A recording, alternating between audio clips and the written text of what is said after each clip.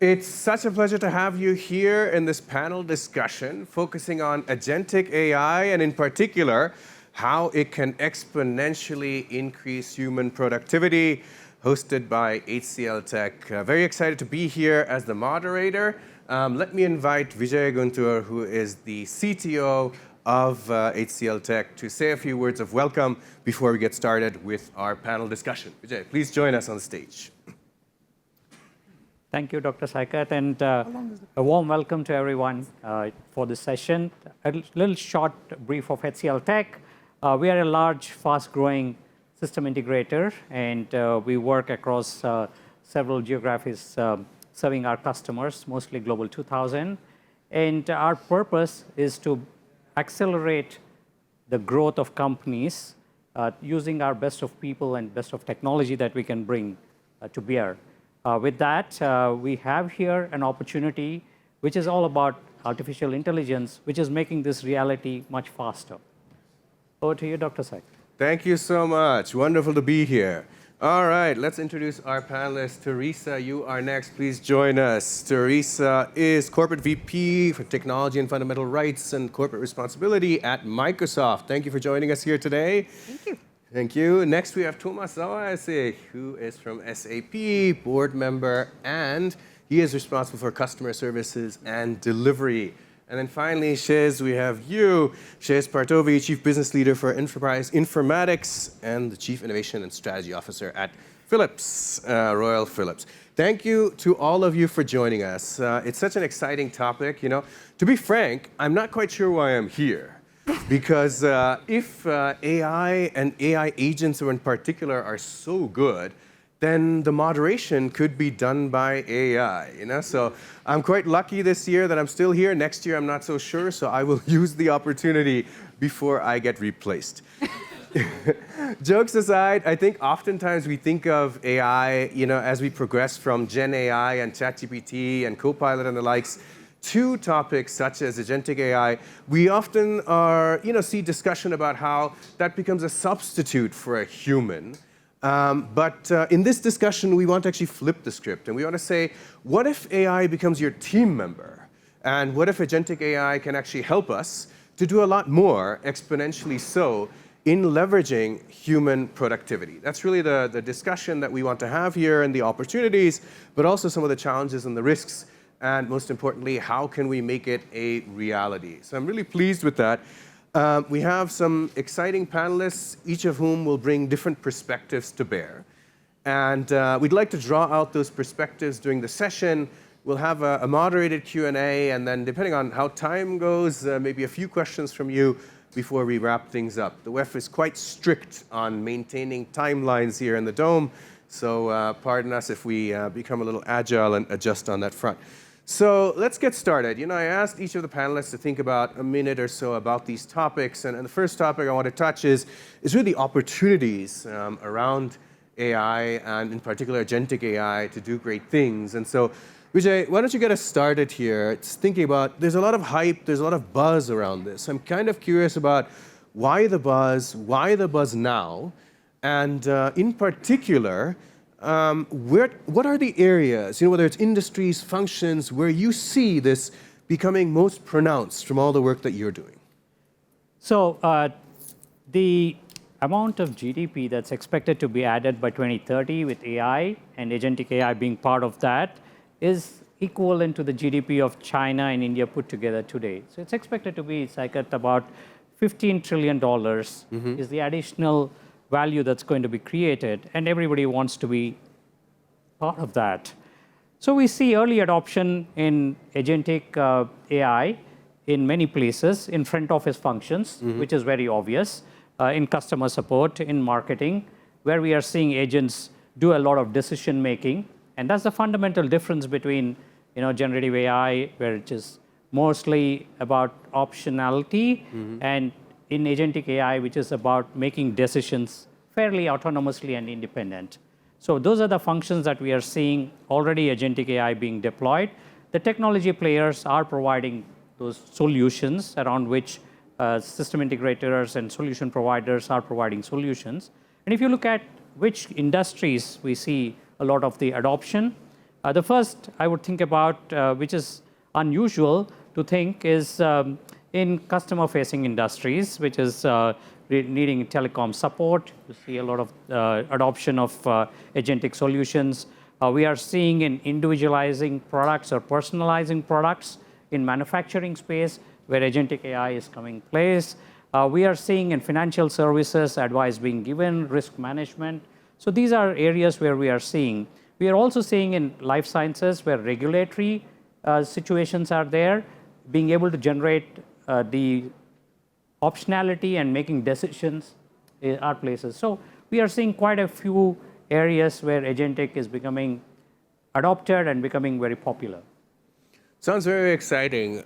We'll delve into that a little bit more. Teresa, from your vantage point, I mean, you also think about how society can be transformed, really the positive aspects of what we can do. What are your thoughts on the opportunities? You know, one of the interesting things is the early adopters of technology are often people with disabilities. And oftentimes, technology that is developed for people with disabilities actually then becomes generally useful. So, for example, audiobooks were originally designed for people who needed help to read books. And now lots and lots and lots of people use audiobooks. And so one of the things I think is most exciting is this is where we're seeing kind of the most acceleration, the earliest adoption. And it's everything from, if you're neurodiverse and have gotten feedback that your emails are a little bit awkward, you can use the technology to help you rewrite your email. It can help you summarize a meeting if you are dyslexic, and it can really help with that. But then it has these and those are really great from this productivity perspective.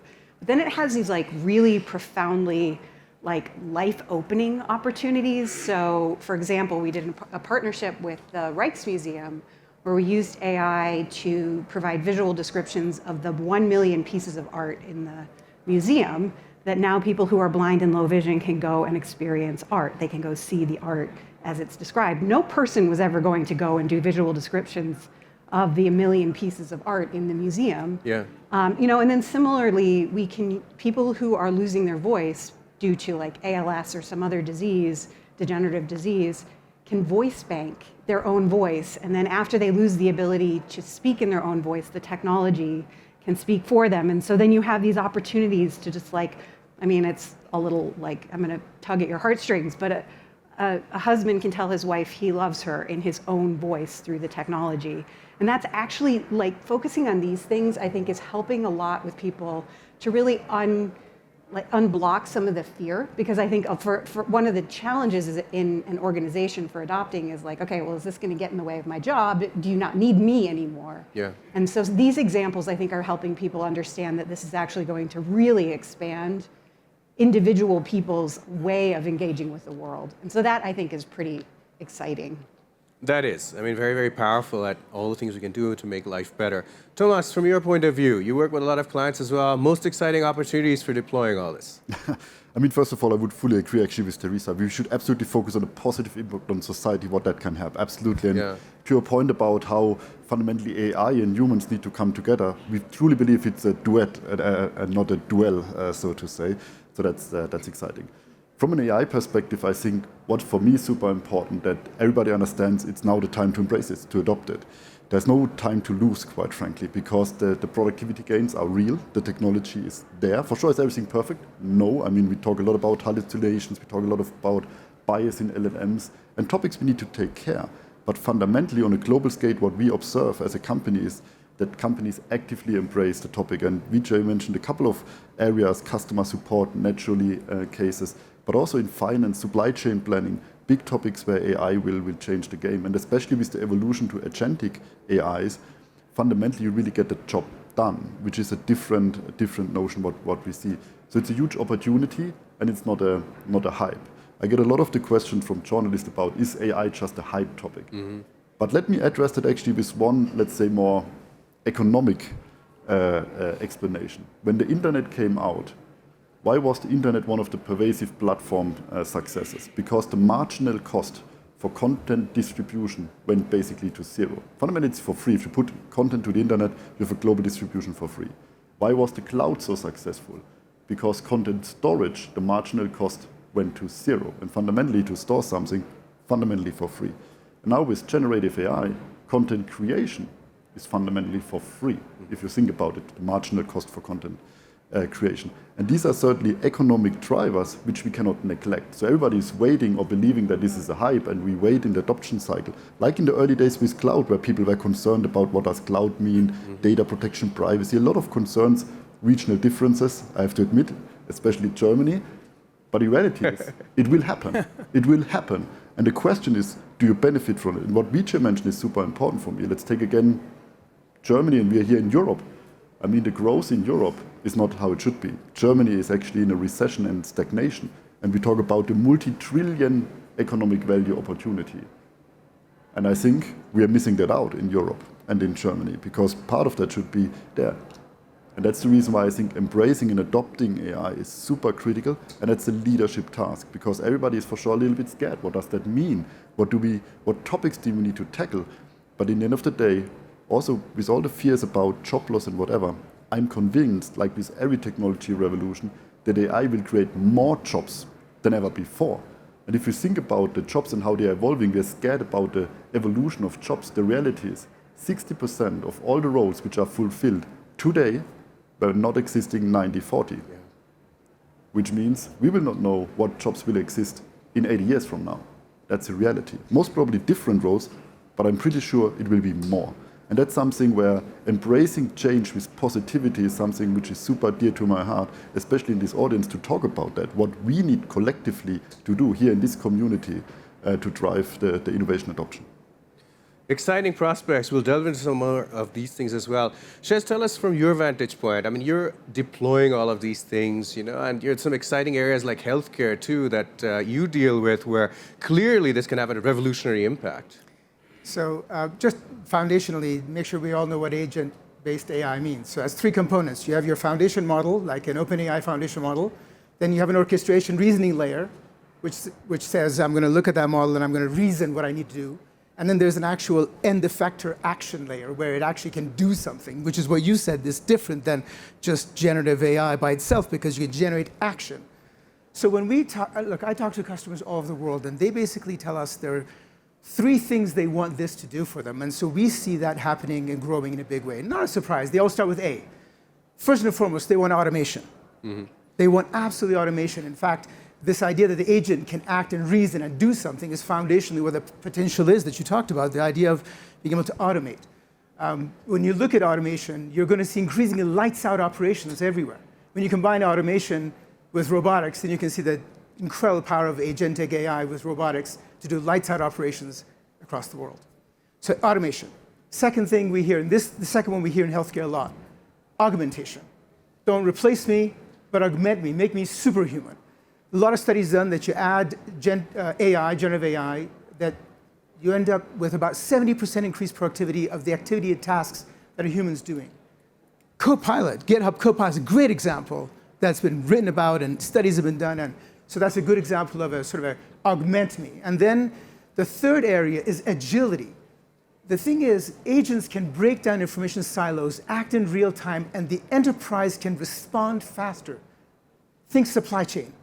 You can do arbitrage, decision trees, all kinds of things in microseconds. So automation, augmentation, agility is what it brings. That's 3 + 1. The one is the watch out, adverse events. So agents don't always make good decisions. And so this idea of governance, transparency, oversight is incredibly important if you're going to deploy agents, to not forget the 3 + 1, the three great things, automation, augmentation, agility, and then adverse events. So watch out for those. In healthcare, I can give you a specific example of where these things sort of work. A great example is in the hospital, this is something Philips does. So if chest x-rays are being done, CT scans are being done all day, every day. And if you've ever worked in a hospital, it's sort of first come, first out. So as CT is done, it ends up in the stack to be read by the radiologist. So you have CT 1, 2, 3, 4. But what if CT 30 is the one that has an anomaly, has an abnormality? And you want the radiologist to see that faster, sooner, because it will be impactful to the patient. So we have tools that actually will look at imaging as it's being acquired, and the agent says, wait, there's something here. It's not about making the diagnosis. It's about saying, I'm going to take this one from item 30, I'm going to move it to the top of the stack, I'm going to flag it, I'm going to tell the radiologist, look at this one first. It is a small micro task that was done. The agent did it autonomously, said, look at this one first.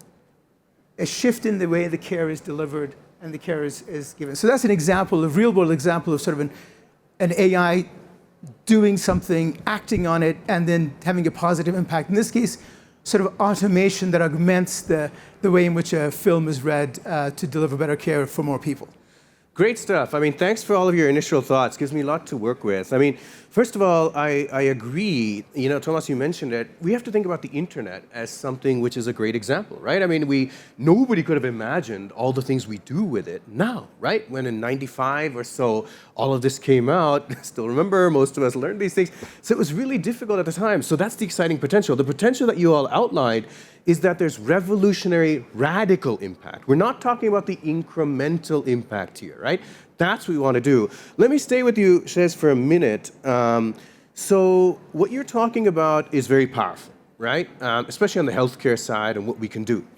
How do you address some of the challenges, the data, and when it comes to being responsible about it? Can mistakes happen? All of this, right? I mean, people don't trust the technology yet completely. How do you think about that? How do you address it? Look, there are a few different layers to that question. One is, if you're going to build a model, you want it to have minimum amount of bias, and you want it to be really well suited for the activity that's going to provide either a prediction or some sort of action on. And so, the 3 V's, I'm sorry, I work in threes. I do 3 V's. And alliteration as well. You like alliteration. Yeah, the 3 V's. So look, and this is well written, this is not mine. For building models, you want variety of data, volume of data, and veracity, the ground truth data. And so we intentionally focus on how do you get the highest breadth of data for model building, volume. How do you have the biggest variety, so from different ethnic, different geographic locations. There are challenges there. Yeah, and then to make sure the data represents the ground truth, that the data is clean. So if you use those 3 V's, volume, variety, veracity, you end up with data that is better suited for a model to then reason on, to act on. So that's one of the ways in which Philips, and we do this with close collaboration. Of course, we don't own the data we partner with hospitals and health systems all over the world, and working with them, and often this is done in their data centers, not like we take the data and go somewhere else. We partner together, we use the volume, variety, veracity data to build those models. And then, of course, this is increasingly going to become the last thing I'll stop, which is, as you look at regulation space, we are going to be increasingly monitoring, just like when you release a drug, you have to do post-market surveillance. Is the drug behaving the way that it was intended in the research lab? Because often it's not the same. So we can build a model in a research lab with a health partner, but when you release it into the wild, is it drifting? Is it decaying? Is it performing the way what's called the area under the curve, the accuracy? So we see increasingly regulations are going to come back and say, you're like a pharma company, you release an AI model, you got to do post-market surveillance to make sure that it's still doing what you said it's going to do. Really, really important. Teresa, I want to come to you next. You think a lot about responsible AI as well. What guardrails do we need in order to make sure that these things can be deployed in the right way? And Shez touched upon regulation. Do you think that's the answer, or should industries regulate themselves? Well, I mean, I think one thing we need, and the way you talked about data is really important, right? That we do need to make sure that whatever we're building is reflecting the people we want to serve, and that's very, very important. It's also good business.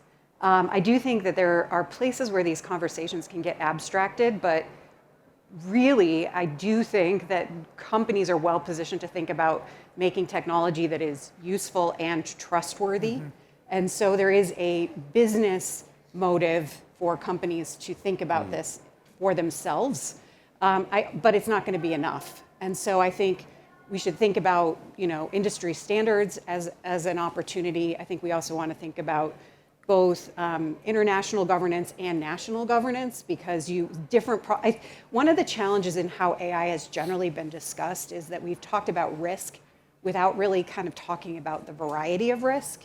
And so I think it's important to say, okay, what are those problems that are probably reflective of local risk versus global risk? There are some safety things from an AI perspective that we would really want addressed at a global scale. And then there are other ones that are really local risks that are partly about how it's deployed, how a model is trained. So I think it's really thinking about, is your technology fair? Is it making fair decisions? Is it transparent? Is it safe? Is it reliable? Is it inclusive? And are there people who are accountable for the decisions? One of the other things I was thinking as you were talking was actually some of what you were saying is we really can't take away the humans. It is only augmented because we need the humans to go back and do the checks to make sure it's not drifting and all of that. So I think that's a really important point. It's been called human in the loop, but like really actually making sure that the technology you deploy is doing what you were hoping it would do and that you have a way to stop it if it's not. That's very, very important. It's interesting you mentioned the safety, if I stay with you for a minute. I mean, something like social media and its impact. I mean, should they be regulated or not? So it's really interesting. I was Sorry to put you on the spot, but so when I was actually I don't know if I was in this exact dome, but I was in a dome like last year, and I was talking about AI, and I think it was like AI and diversity or something, and like the only questions I got were like, is AI going to destroy democracy? Yeah. And I think a lot of that does reflect the anxiety that people had about the impact of social media on particularly the 2016 election cycle. Yeah. So it's a really tricky question. I mean, and especially if you're you're living in the U.S. and so this is playing out as a freedom of expression conversation. That's right. But I think there is a part of encouraging accountability for the outcomes that would be maybe a better place for us to focus regulation than on the sort of inputs or the purpose or whatever. Does the technology itself actually have an impact on and the outcome different than anticipated? I'm not going to say I know how to write that regulation. As a lawyer, I don't know how to write that regulation, but it feels like that's an important place to focus rather than the sort of activity at the beginning. It's really important because, Thomas, you were also touching upon the differences, say, between EU and US, right? The US has always had what we call a permissionless approach to regulation, right? Let innovation prosper and then see what happens and then we'll deal with it. Europe has always been about the precautionary principle. Do things in advance, which then impedes innovation, right? And clearly we need something in between.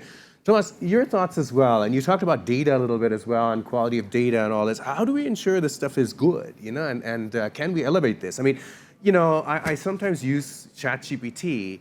The problem with using the internet as a resource and data source is that it's kind of a regression to the mean, so it won't produce high quality stuff, sorry to say. But, any thoughts? I mean, from our perspective, as a company, as SAP, we serve clients globally, on a global scale. So independent of any local regulation, we anyway need to see that we have a global way how to approach that. And it was already mentioned, trust is of utmost importance, especially also for adoption. There are business users who take the most business-critical decisions in our systems, which means in order to use AI and trust AI, it's clear that from the get-go, we need to talk about reliability, responsibility, but also the relevancy of the 3 R's fundamentally. Look at that! Everything's in these. Got you. Got you. This is the tree of Just saying. No, but that's the reason from the get-go we were working very intensively because in the end of the day, adoption in the business context will require trust. That's the reason, for instance, we have since 2018 already an AI ethics council with external representation. Every single AI case SAP is delivering went through professors, academia, and whatever to see, is it ethical? Since 2022, before the hype of ChatGPT came out, every single SAP employee needed to sign an AI ethics policy from the get-go because trust is of essence. How do we do that? In the end of the day, the reality is, let's be honest, all the public LLMs are trained on public data, which means there's actually zero differentiation. It's the same data which they train. Right. So content-wise, zero differentiation in the end of the day. Which means to make it specific, we need to talk about data, proprietary data in the industry, in the company in itself. And that's where for sure we believe we have a huge differentiation capability to bring the business data into the context. That's also the strategy, for instance, why we partner so strategically with Microsoft and others to take the best technology on this planet, but bring it into the business context, which means business data and business processes. That's where we are the world market leader and good at. But that is exactly the reason if you take a business decision, it needs to be relevant. It doesn't help you if you have a public LLM telling you something. Believe me, the treasurer will not take a decision for the next step which he is carrying without the data. And that's the reason why we work intensively with our own foundation model, which is based on tabular structured data on SAP systems, why we have grounding into the real transactional data of our systems and the likes, which ensures that once you take a decision, you can trust it. And then to your point, qualities like explainability, super high. When we provide AI, we believe explainability will be a key aspect in the business context for adoption. I mean, on the private life, for sure, you use ChatGPT, you don't know exactly where the data comes from, but it sounds good, you can carry it, and there's no risk in that. But in the business context, there's risk. Business risk is even the easiest one, but in some of the decisions, it's actually life which is associated with that risk. And we cannot accept any of that. And that's the reason why, especially in the business context, to a point, building up this trust, leveraging the right data, the right quality is super critical. By the way, as I was a former CIO of SAP, it's bringing back very traditional IT topics. Data quality is a topic since ages, but the reality is companies ignore that because it's not a hype cycle. Now, every customer I talk to, under an umbrella of AI, they have a dedicated data program, which they actually should have done years ago. Years ago. Business process, and too. now we come back to our homework, what we need to do in IT, which I'm happy that we are finally there. It's a little bit disappointing that we need such a disruptive technology to get there. But yeah, data quality is of essence. Absolutely. So I mean, look, we need proprietary data to make it differentiable and so forth. Do you really see clients who have that quality of data, or is it that you're still in the mode of building up that data? I mean, two aspects. I mean, we absolutely see clients who have that, without a doubt, who work intensively on that. But what is also interesting that we basically now have, in the meantime, for more than 30,000 of our customers, the approval to use their data, for sure, anonymized and obfuscated, to train models, actually, which is interesting because in the meantime, our customers understand the more data we have and bring together, we can optimize it for the greater good, and it's helping them as well from a quality of the response perspective. But yeah, I mean, that's the ongoing work. And most probably the data topic is one of the biggest obstacles in the adoption cycle, what we see with regards to usage of AI in productive environments. Vijay, I want to come to you next. I'm sure you want to comment on this as well. I mean, you think a lot about maturity of companies and where they are, because it's also one of those things where not every organization is in the same place, right? So we can talk hypothetically about these functions and these aspects and these industries are better, but honestly, your company has to be ready as well. What are your thoughts on this? And feel free to comment on the other part of the discussion as well. Sure, I wanted to actually comment on what Thomas was talking about. If you think about data, about clinical data that's available, a lot of clinicians have this data. It's high quality data that they have access to, but ability to use that to make a judgment or a decision is tricky. It's not easy. I mean, because the vast amount of data that customers have of ours, making sure we can get that to the right data to make the right decision is a tricky part. So I think the models and RAG allows us for this to happen. And we've seen an example that the time a clinician takes to make a decision, because of an agent that's actually giving you that decision or the data to make that decision has reduced dramatically. Now, even if we save in a week a clinician's time by a few minutes, let's say 10 minutes, right? The impact it can have on general population and the care it provides and the quality of care, because that decision is now grounded in data that this company has amassed over a long period of time, is enormous. So I just wanted to highlight that point, that the quality of data, if you already have it, making it accessible and making it come live is very important. And I think Agentic is one ability to make that decision making or to provide the data that can be consumed by a clinician and helps improve the quality of care, is a good example of maturity of an organization which has high quality data to making high quality decisions that impact human life. Can I add something to that? That's terrific, because the other part of that is the availability to patients. So actually this discussion here just now proves something really, look, when you talk about TikTok or Instagram, what you're talking about is something that I know all of you know, hyper-personalization at scale. Hyper-personalization at scale. Okay, so and you talked about SAP data, and you talk about RAG, where you have retrieval augmented generation, where in this case, business data. Now for patients who have a literacy gap and don't understand their medical chart, the ability to take an agent that looks at their chart in this case was SAP data, in this case was EMR data, and uses generation to create in the language of choice, at the grade level of choice, a conversation with their medical chart. Hyper-personalization at scale in a language you want, in the way you want, to close the literacy gap so people can take greater control of their own health and wellness by talking to their chart. We do this already. Philips does this in Latin America. We have an electronic medical record there. In Portuguese, you can call the chart and talk to it as a patient, because it does all the things you just said. It does agentic AI, it does augmented retrievals, not SAP, but the EMR data. It does it hyper at scale. It's not for TikTok, but it's for care. We are at the precipice of something magnificent in healthcare. And you could do that with legal services. Yeah, oh yeah, absolutely. Renegotiating with your landlord. Yeah. Like there's so many places where it would just reduce the barrier to engaging with taking greater ability in your own life. I mean, this is the unlock that we're sitting at the precipice of. It's pretty cool. This is really important because we talk a lot about the technical challenges like the data, but really they're organizational, leadership, and perhaps what I call imaginative challenges that are really the main challenges here, right? It's just we don't know all the things it will do, and yet we feel it's good. Thomas, you were talking about leadership challenges a bit, right? I mean, tell us a bit about where you see the leadership gaps or the challenges, and what are some best practices of what leaders can do to drive this forward in that experimental mode that you were talking about. We can't wait for this to unfold. We have to try and do these things and learn and adapt, right?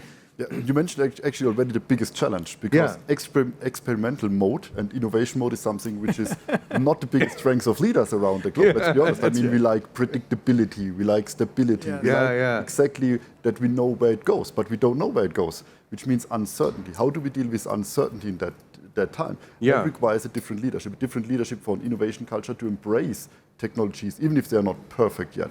And this is, again, something we need to take care of. The next thing is about how we deal with the education of all of our employees in all generations of the workforce, which will be touched by that. And we just heard today, a couple of times in you as well, knowledge is considered differently. Yeah. Because fundamentally, let's take now the public LLMs. I mean, fundamentally, if the global knowledge of the entire internet in their base. So fundamentally, you know everything. So the worth of knowledge is different because you have an easier access to knowledge. In the past, you already had access in the internet to all of that knowledge, but you were searching. It took ages to learn something. Now we have rather quick, for instance, for a law in Germany, you get the information, you get the summary, it's quicker. You're more, to that point, productive as a human being, leveraging AI. That also changes from the perspective. It's not about the knowledge competency somebody is acquiring in the studies, whatever, like it was in the past. Now it's about attitude and skills, how to evolve, how to stay constantly curious, to embrace new things. This is requiring also in the hiring process a different question. I mean, quite frankly, I saw that even with SAP, when colleagues come from the college, from the university, I mean, we talk a lot about business stuff and whatever, and we test knowledge. Mm-hmm. Interesting question. Should we test knowledge in interviews in the future if knowledge is on the fingertips in reality now with the technology? So it changes hiring for attitude. We don't need to talk about job security anymore, but skill security in that sense. Mm-hmm. We shift strategic conversations in a different dimension. And that's the question, are we prepared for those changes in leadership? And that will be then also the differentiator if companies are quick with embracing this innovation from a leadership and culture perspective versus the laggards. The question is, how much time do they have this time with the speed of acceleration of this innovation and the impact it, as of today, has already to companies. And that will be super exciting. That's the reason why I, quite frankly, I'm the most excited. I believe we're living in the most exciting time. We have technology revolution. It is phenomenal. But also to Teresa's point, I will come back to that, it's also on us, the obligation on a societal aspect to deal with it. And that for sure requires every business leader to educate employees. It required also governments to think differently about the society in that one and how we spend it. So it will be a challenge on humanity. We talk about the human productivity. It will be a challenge for all constituents in that one. And it will be exciting to see how we deal with that. And this time, there's no way back. I mean, it's clear that the train has left the station. Yeah, very exciting. Teresa, your thoughts on this? Yeah, so it's so interesting because if you look back, this isn't the first time we've had an enormous technological advancement at all. And I think there's some common things that always happen People worry that jobs will go away, there will be less employment, we don't know how to train people in the moment. It turns out jobs never go away. I mean, some jobs go away, but we end up with more jobs. We were talking about the internet, the jobs that we don't know yet. You know, I mean, even when interstate highways were built in the United States, it led to billboards and motels. These are things that we just didn't think about. It's these sort of adjacent things that we just don't really think about. And so I think there is this piece of just getting really curious about what those other new things will be. I think there are a couple of things we need to really think carefully about. One is really how do we make sure we're thinking about how you educate the entire, population, whether it's kids in primary schools, kids, people in college, people in the workforce, because that's going to be really, really important. And then I think the last thing, and it builds a little bit on what you were saying, is it turns out, if you look historically, the countries that do the best in a technological change are the ones who diffuse the technology throughout their entire workforce. If there is a focus, and you just do, so chemical engineering, for example, when a country focused really on high-level chemical engineering, on specific engineering specific chemicals, that was great. It led them to be an innovative country. But it didn't actually lead to broad economic prosperity until that sort of engineering idea was diffused throughout the population and then applied to various industries like manufacturing and whatever. And so similarly, I think we need to do the same thing here. And it's not just the sort of tech companies that need to have the AI skills, but rather we need to think about how you diffuse this throughout, and you diffuse it through different companies so that everyone can get the economic benefit of this very significant technological shift. And I presume the companies that are doing it are diffusing this, or they have practices for doing it, right? Yeah, and I think it's why you need companies like SAP and Microsoft working together, so that you're sort of thinking about, and all of the other companies that both of our companies work with, to think like, how do you use it so that it lifts up your company and your workforce, and I think we think about that very similarly. Which again, it's good for business, but it's also good for the country, because it becomes more of a way of the rest of the country getting the advantages of the economic growth that inevitably follow. No, I fully agree. But actually, a topic when you just mentioned, it's also an interesting one. We talk a lot about disruption of roles and industries, and we talk always especially about tech. Interestingly, that the tech industry is most probably the most disrupted in all of that. Because fundamentally, code generation, whatever. So we talk a lot about AI, and people think, we need more technical skills. Yeah. For sure, there will be some super technical skills which are required for the next groundbreaking research and whatever. But on aggregate at scale, quite frankly, code generation is something where the problem is solved fundamentally. Not solved yet. Not solved. I'm living it. But the first is the head. We're getting there. We're getting. But what my point is, it's not about there's a skills. path. We need to talk about different key core competencies and skills which are required, which will change the conversation. Everybody has more access. Exactly, and had more humanities access majors. Yeah, that's another interesting part, right? I mean, it's no longer just the technical skills. Vijay, from your point of view. So you had asked me a question earlier about maturity of organizations and that's adoption, part of dealing with these challenges, right? Yes, I think it's applicable to organizations and maybe even societies. Organizations and societies that can embrace this change and be willing to experiment, being able to diffuse, like you said, Teresa, is important, because that's what gives you the edge to go and actually benefit from the change. You can even think about education systems and getting the knowledge right down to that level, and getting the future workforce ready for embracing this change is very important. And companies that do that faster, better, and societies that embrace that faster, better, will probably have an edge. It's a great point that you say. I mean, I love the point about the humanities and all other areas. I mean, from a university point of view, we're also seeing that, right? I mean, the value of an English major is also incredibly important. Anthropology and so forth. It's not just the computer science geeks. And I think that's fabulous to see. All right, I have one question, 30 seconds each for each of you, and then hopefully we'll have time for like one question or something from the audience before I wrap things up. So what's the coolest or most radical application of AI that doesn't exist yet in your mind? And when will we see it in action? Okay, so let's see it. Shez, you're sort of there staring into the sky, and so I gave some pretty cool ones, but look, when I the coolest that is not there yet. But yes, since you're asking me to leap forward, I'm going to throw a bunch of buzzwords out there because you're going to roll your eyes. But I do think this is probably where, in the fullness of time, we're going to go. Agentic, our agents will be negotiating with one another, yours and mine, and they'll be using some sort of a blockchain to codify the transaction and some sort of Bitcoin to exchange. I think what we're really going for, and that's, if I had to leap forward, I think we're going to drop down to the real-time enterprise of agentic negotiations of transactions that are fully digital, fully blockchain, and fully. And when? When are we going to see that? Oh, now you're. When are we going to see that? No, look, what I just is a financial thing too. So it's probably a decade. Decade, okay, yeah. 10 years from now. All right. I think that at that level of fluidity is not, because it involves money system. Yeah, no. If without the money, it'd be quicker. And all that stuff, right? Without the money, it'd be quicker. But once you talk money, it's different. Thomas? Well, I think there are people creative about what's the future in 10 years from now. I think when I think about the problems we still face in area of the companies with administrational tasks which nobody wants to do, let's first get rid of them in the next year. let's use 2025 to get rid of the boring tasks in the companies this year. Yeah. And then we can talk next year about a beautiful world. But in reality is most of the companies very think German about practicality. About their processes. There's so much upside already in the here and now, so I don't need to talk about the future. It's optimized the here and now. I love it. But it's so true. I mean, it's just we have a lot to do, and we can gain a lot by just the small things, right? "Quote unquote," the easy stuff, which is hard. Teresa. Well, I happen to know that for you, it's creating PowerPoint. That's right. And it's Copilot not could quite there improve. yet. Yeah. It's not quite there yet. I will say that. That's one of the things I hate.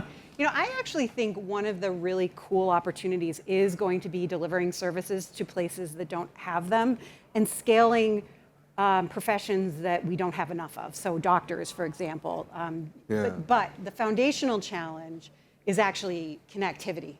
Because right now there are way too many people who aren't even connected to the internet. So we're not going to be able to bring the power of some of the extraordinary things I think that we can bring without just kind of addressing that foundational thing. I mean, there's something like 700 million people who don't have electricity. Yeah. So there are huge populations that we actually need to think about if we want to do this in a way that doesn't kind of create even broader kind of disparity among people. But I do think that there's huge opportunity. One of the places I really spend a lot of time thinking is where do we not have enough people doing a thing that's really valuable? Yeah. And that is a place I think we should really focus our kind of. And when will we have that creativity. Infrastructure in place? Well, I don't know. Never. I don't know. I mean, I work on this, and I think it requires government investment. It's not something really a company can solve, and so we need countries to actually embrace that the electricity and connectivity are foundational to their future economic success. And so I would like it in I'll say 5 years, but that is wildly optimistic. It is. And we need to disrupt the chip industry. And we can't pay Jensen Huang $40,000 for a GPU if we want to see all this revolutionize.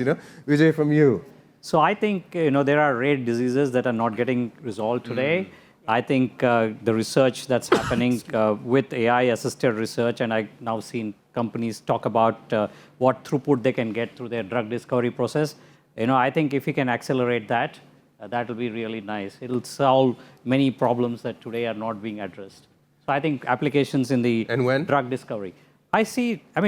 Maybe it's already happening, or it will happen in the next 2-3 years, because we see that acceleration already with AI helping this process. And if that data and that intelligence is democratized much more, I think it'll happen. We will see more of it. I think we already see that, but we will see more of it. All right, thank you. One quick question, and then I'll wrap things up. You raised your hand right away, Mohammed. Question. Thank you, everyone, for the discussion. It's really deep, and it delivers on the what we're here for. My question is, you guys talked about agentic AI serving employees and workers in different industries. I want to flip that, and I want to ask, when do you see agentic AI augmenting citizens' work dealing with governments, removing the tedious work that today citizens around the world do to deal with governments? And my second part of the question is, what would you suggest for governments to do as a step one to jump into adopting Agentic AI? Okay, you each have 15 seconds to answer this, to keep us on time. I can answer Go the ahead. second part because I see an instance of it. I see governments investing in building the infrastructure that's required, the GPU infrastructure, and then the data center, making it available, especially for startups, right? And I think that way they will solve a larger number of problems. So that's one initiative that I'm aware of that governments are taking to make sure that infrastructure is available. It's expensive today for startups, but making that available is a way to accelerate that innovation. I think the government has to embrace it. I think India will be first, probably, because just embracing the idea of digital identity and digitizing all of the services is so foundational. I'm not sure it won't be India, but it is going to be a government that is embracing it rather than seeing it as a barrier to something, just like every other institution. I mean, I love your point, and I would love to see that way more. But it will be regional or even local differences. I can talk about Germany. The real answer will be it will take decades, to be honest, because the groundwork is not done in Germany. That's a problem. Coming back to the data, the connectivity. Yeah. But I would love that. I love your vision, and I hope that many governments actually take that as an inspiration to think differently how they serve the citizens. So I fully with you, and I hope to see more of that globally. Shez? I'm with you, and I think there's Singapore is on the leading edge that I know of. I UAE think, too. yeah. UAE, yeah. And also, I mean, when I look at Saudi's Vision 2030, it's got some pretty strong ambitions for that sort of AI-enabled, personalized and hyper-personalized care. It's at least in the mandate. And so whether that comes from, it's going to be top down, and it's going to be that sort of thing. It probably is not going to come out of the West and European nations. It's probably going to come from other places in the world. That's my instinct, tells me, based on conversations across the globe. Wonderful, wonderful. Every great discussion, unfortunately, runs out of time. Let me take 30 seconds to recap and then thank the panelists. Well, you can't be replaced by AI yet. I'm glad. Thank you. I love that. All right, good. I've secured my job at least for one more year. All right, number one, Agentic AI leads us to a world of revolutionary AI. It's positive. There are great things we can do that we can't even imagine. It's about revolution now, radical change, not just incremental impact. Timing-wise, obviously, it'll vary. I learned that. We have to build trust in the system, do a lot of education to make that happen. Data quality has to improve, and we have to build a lot of proprietary data sets. A lot of the challenges, though, are not technical. They're actually organizational, leadership, mindset-oriented. That's what we have to focus on. And finally, it's all about innovation, embracing change. So let's go and do that and change the world. Thank you so much to all of our panelists.